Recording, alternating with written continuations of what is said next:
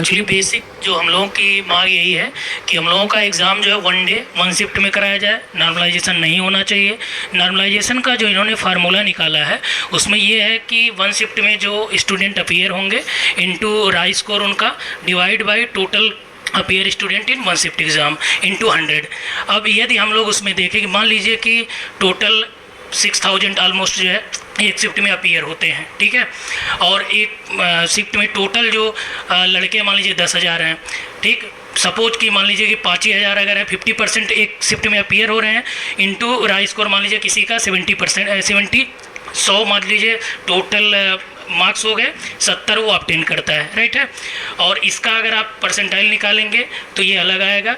जब कोई स्टूडेंट मान लीजिए कि 50% के बजाय 70% अपीयर हो रहे हैं तो दोनों में 20% का डिफरेंस आ रहा है और परसेंटाइल कम से कम 100 से 200 के ऑलमोस्ट जो है वो डिफरेंस आएगा। तो वो ये कहाँ से डिसाइड करेंगे कि हम लोग जो है किनको किस में मतलब क्वालिफाई कराएंगे।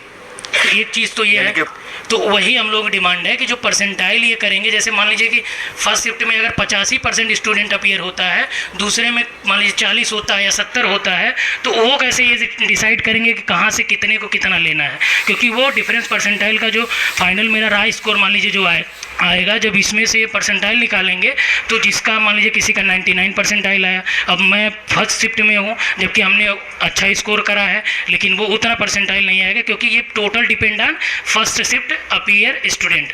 मतलब जो भी फर्स्ट या सेकंड शिफ्ट में स्टूडेंट अपीयर होगा उनकी संख्या से वो गुणा करके परसेंटाइल निकाल रहे हैं, इस वजह से वो सारा का सारा खेल होगा वहाँ पे। और यानी कि ज़्यादा मार्क्स स्कोर करने के बाद भी आपसे कम मार्क्स स्कोर करने वाला लड़का क्वालिफाई कर सकता है और आप ज़्यादा मार्क्स स्कोर करके भी क्वालिफाई नहीं करते क्योंकि परसेंटाइल में आप पिछड़ गए।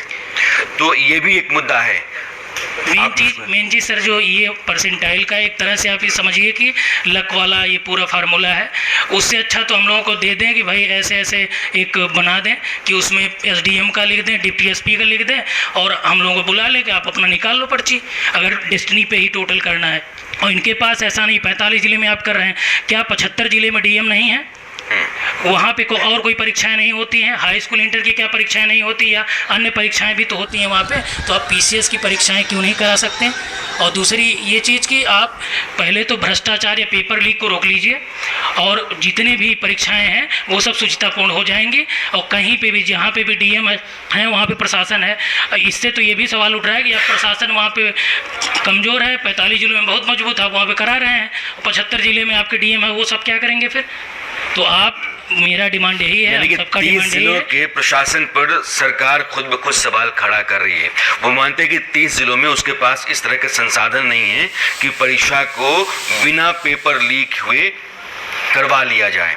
तो उत्तर प्रदेश में आज की तारीख में जो